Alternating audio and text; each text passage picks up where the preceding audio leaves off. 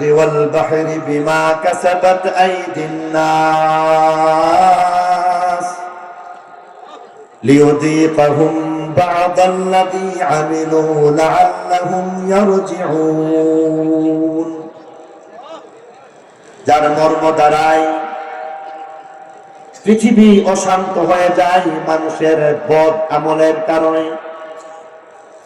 পৃথিবীর মধ্যে অশান্তি, বিশৃঙ্খলা, মারামারি, কাটাকাটি, হানাহানি, আপদ বিপদ, বিপর্যয় আসে যখন মুসলমানের আমল নষ্ট হয়ে যায়।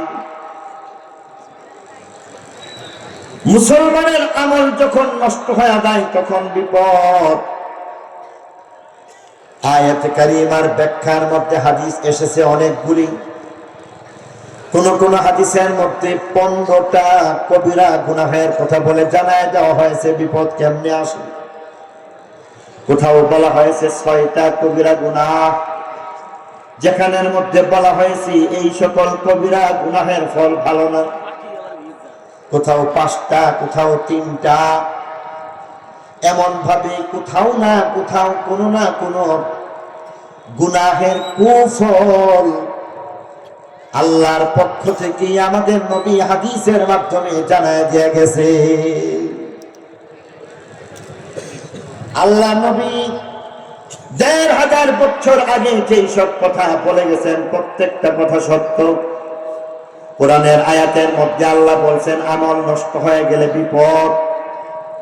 ইবনে মাজাহ শরীফ থেকে একখান riwayat আপনাদের সামনে তেলাওয়াত করা হয়েছে।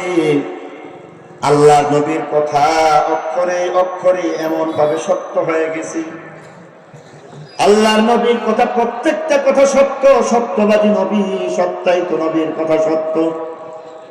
ভবিষ্যৎবাণী যা করে গেলেন সব কয়টা সঠিক এবং বাস্তবসম্মত হয়ে গেছে।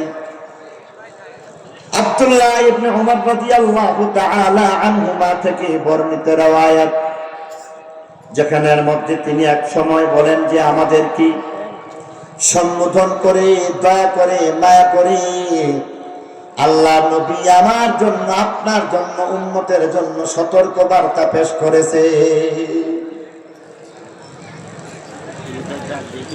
আল্লাহ নবী গুনাহের ব্যাপারে সতর্ক করেছেন।